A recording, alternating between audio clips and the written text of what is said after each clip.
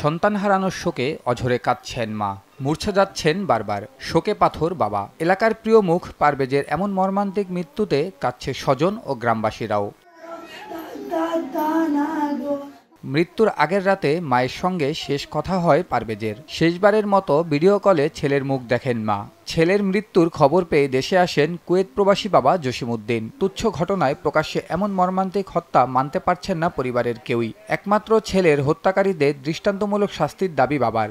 আমার ছেলে অনেক স্বপ্ন ছিল, সারা বাংলাদেশের যত টেক্সটাইল ইঞ্জিনিয়ার আছে, বড় বড় ইঞ্জিনিয়ার যারা 8-10 লক্ষ টাকা বেতন পায়, তারা পর্যন্ত আমার ছেলের কাছে কইছে তুই খালি সার্টিফিকেট অর্জন কর, আমরা দেখাম তোর কি করা লাগে। একটা এমপি মন্ত্রী এত লোক না, আমার ছেলের এত মানুষে ভালোবাসতো, প্রত্যেকটা মানুষের চোখে পানি আমি দেখলাম। আমার ছেলে এতটুকু জনপ্রিয়তা অর্জন করছিল। সাকিবের ছবিটা আমার চোখের সামনে পাইছে হচ্ছে সাকিবের বউয়ের মাঝে চুরির রক্ত গো। আমি কইছি বাবাকে ছবি দেখা গো, আমার বাবা ক্যামেরাটা ছবির বিল ধরাইয়া দিছে। বাবা কিছু কইবার আমি ঘুমাই, আমার বাবা খালি এখানে কইছে, কিছু কইতেছে না। আমার বাবা লোক আরো কিছু কইতো, আমি কইছি আমি ঘুমে ধরছে, আমার কাল ঘুম চোখ করবো।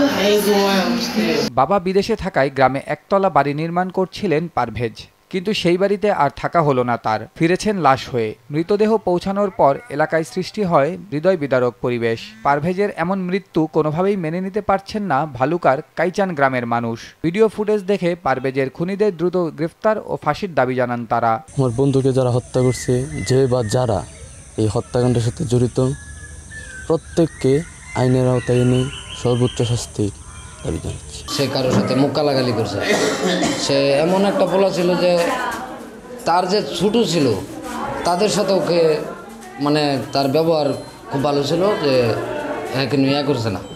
যারা এই কারণ করছে তারা যে এটার আমরা শাস্তির আবেদন করি।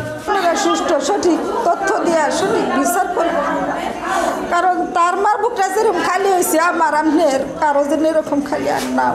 যে জানোয়াররা এটা করছে, এই জানোয়ারগুলোর দৃষ্টান্তমূলক শাস্তি দিতেই হয়, তাহলে আমরা মনে কিছুটা সান্ত্বনা দিতে পারবো। আর নয় আমরা তো মনে কিন্তু কিছুতেই বুঝাই পারছি না। এদিকে ছাত্রদল কর্মী পারভেজ হত্যার প্রতিবাদ ও জড়িতদের গ্রেফতার ও বিচারের দাবিতে দ্বিতীয় দিনের মতো বিক্ষোভ মিছিল করছে ছাত্রদলের স্থানীয় নেতাকর্মীরা।